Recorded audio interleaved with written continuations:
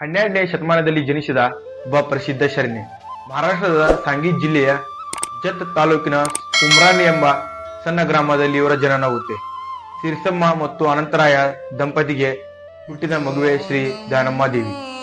ಶ್ರೀ ದಾನಮ್ಮ ದೇವಿ real name ಬಂದ್ಬಿಟ್ಟು ಲಿಂಗಮ್ಮ ಅಂತ. ಲಿಂಗಮ್ಮ ಕಲ್ಯಾಣಕ್ಕೆ ಹೋಗ್ತಾ ಇರುವ ಶರಣರು ಮತ್ತು ಹೋಗಿ ಬಂದಿರುವ ಶರಣರಿಗೆ ಅನ್ನ ದಾಸೋಹ ಮಾಡ್ತಾ ಇರ್ತಾರೆ. ಲಿಂಗಮ್ಮ ತಾಯಿಗೆ ಒಂದು ಆಸೆ ಇರುತ್ತೆ, ಒಂದು ಸಲನಾದ್ರೂ ನಾನು ಕಲ್ಯಾಣಕ್ಕೆ ಹೋಗಿ ಬರಲೇಬೇಕು ಅಂತ. ಲಿಂಗಮ್ಮ ತಾಯಿ ಅದನ್ನ ಅವರ ಗುರುಗಳಾಗಿರ್ತಕ್ಕಂಥ ವೀರಭದ್ರಯ್ಯ ಅವರ ಹತ್ರ ಹೋಗಿ ಹೇಳ್ತಾರೆ. ಅವತ್ತು ವೀರಭದ್ರಯ್ಯ ಅವರು ಲಿಂಗಮ್ಮ ತಂದೆ ತಾಯಿಯನ್ನ ಕರೆಸಿ ಅವರ ಮುಂದೆ ಹೇಳ್ತಾರೆ. ಅವತ್ತು ಅನಂತರಾಯ, ಗುರುದೇವ, ಅದು ನನ್ನ ಕೈಲಿ ಸಾಧ್ಯವಿಲ್ಲ, ಅಷ್ಟು ದೂರ ನನ್ನ ಮಗಳನ್ನ ಕರ್ಕೊಂಡು ಹೋಗ್ಲಿಕ್ಕೆ ನನ್ನ ಕೈಲೇ ಆಗಲ್ಲ ಅಂತ ಅನಂತರಾಯ ಅವರು ಹೇಳ್ತಾರೆ. ಅಲ್ಲಿಂದ ಮನೆಗೆ ಬರ್ತಾರೆ.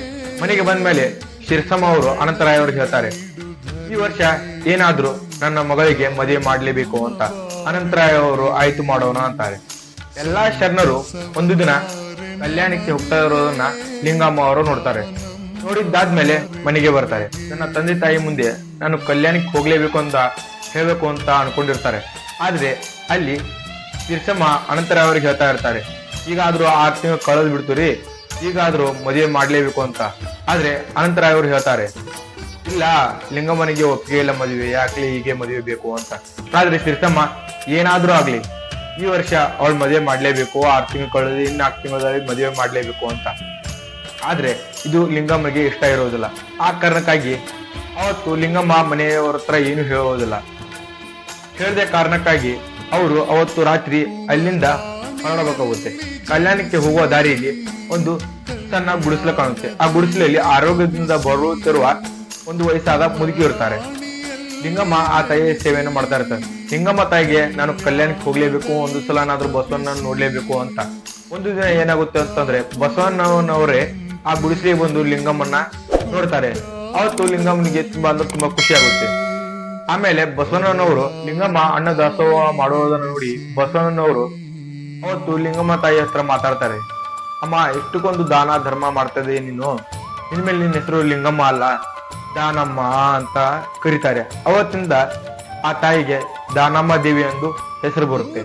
ಬಸವಣ್ಣನವರು ದಾನಮ್ಮ ದೇವಿಯನ್ನು ಕಲ್ಯಾಣಕ್ಕೆ ಕರ್ಕೊಂಡು ಹೋಗ್ತಾರೆ. ಕಲ್ಯಾಣಕ್ಕೆ ಹೋದ ದಾನಮ್ಮ ದೇವಿಯವರು ಎಲ್ಲವನ್ನು ನೋಡಿ ಮರಳಿ ಊರಿಗೆ ಬರುತ್ತಾರೆ. ಕಲ್ಯಾಣದಿಂದ ಬಂದಿರತಕ್ಕಂತ ದಾನಮ್ಮ ತಾಯಿ ಮನೆಗೆ ಬರ್ತಾರೆ. ಮನೆಗೆ ಬಂದ್ಮೇಲೆ ಶಿರ್ಸಮ್ಮ ಅವ್ರಿಗೆ ಹೇಳ್ತಾರೆ, ತಾಯಿ, ನಿನ್ ಇಷ್ಟದಂತೆ ನಾನು ಮದುವೆ ಆಗ್ತೀನಿ, ನೀನು ಚಿಂತಿಸಬೇಡ ಅಂತ. ಅವತ್ತು ಶಿರ್ಸಮ್ಮ ಗುರುಗಳಾಗಿರ್ತಕ್ಕಂಥ ವೀರೇ ಅವ್ರಿಗೆ ಹೇಳ್ತಾರೆ, ಗುರುಗಳೇ, ನನ್ನ ಮಗಳಿಗೆ ಒಂದು ಕನ್ಯಾ ನೋಡಿ ಅಂತ. ಅವತ್ತು ಗುರುಗಳು ಒಂದು ಕನ್ಯಾ ನೋಡ್ತಾರೆ. ಪತಿ ಹೆಸರು ಬಂದ್ಬಿಟ್ಟು ಸೋಮನಾಥ್, ಒಬ್ಬ ಶಿವನ ಪರಮ ಭಕ್ತ, ಮತ್ತೆ ಕುಸ್ತಿ ಮತ್ತೆ ಬಿಲ್ಲು ವಿದ್ಯೆ ಮತ್ತೆ ಕತ್ತಿ ವಿಷಯದಲ್ಲಿ ನಿಪುಣವಾಗಿರುತ್ತಾರೆ. ಮದುವೆಗೆ ಏರ್ಪಾಟಾಗುತ್ತೆ. ಶ್ರೀ ದಾನಮ್ಮ ತಾಯಿ ಮದುವೆ ದಿವಸನೇ 550 ಸಾಮೂಹಿಕ ಮದುವೆಗಳು ಆಗ್ತವೆ.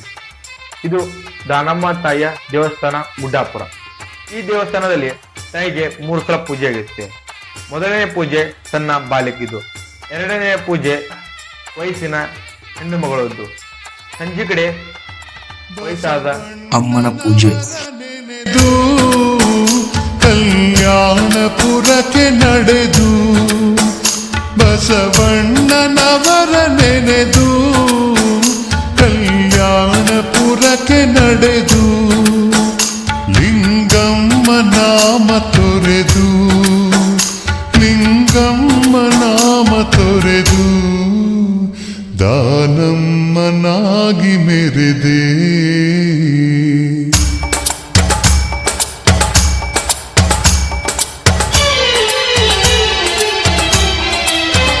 ಶಿವ ತತ್ವ ಜಗದಿ ಸಾರಿ.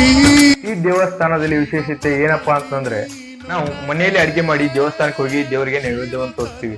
ಆದ್ರೆ ಇಲ್ಲಿ ದೇವಸ್ಥಾನದಲ್ಲಿ ಅಡಿಗೆ ಮಾಡಿ ದೇವರಿಗೆ ಅಲ್ಲೇ ನೈವೇದ್ಯವನ್ನು ತೋರಿಸ್ತಾರೆ. ಇದು 800 ವರ್ಷದಿಂದ ನಡೀತಾ ಬಂದಿದೆ. ಗುರುವ, ಇಲ್ಲಿಗೆ ವಿಡಿಯೋ ಮುಗಿತಾ. ನಾನು ದಾನಮ್ಮ ತಾಯಿ ದೇವಿ ಯಾರ ಏನೋ ತಿಳಿಸ್ಕೊಟ್ಟಾನೆ, ಅದ್ರ ದಾನಮ್ಮ ತಾಯಿ ದೇವಿಯ ಪವಾಡಗಳು ತಿಳಿಸಲ್ಲ. ನಿಮಗೆ ಪವಾಡಗಳು ಬೇಕಾದ್ರೆ ಫಾಲ್ಟ್ 2 ಅಂತ ಕಮೆಂಟ್ ಮಾಡಿ, ದಾನಮ್ಮ ತಾಯಿ ದೇವಿದೆ ಮಾಡ್ತೇನೆ.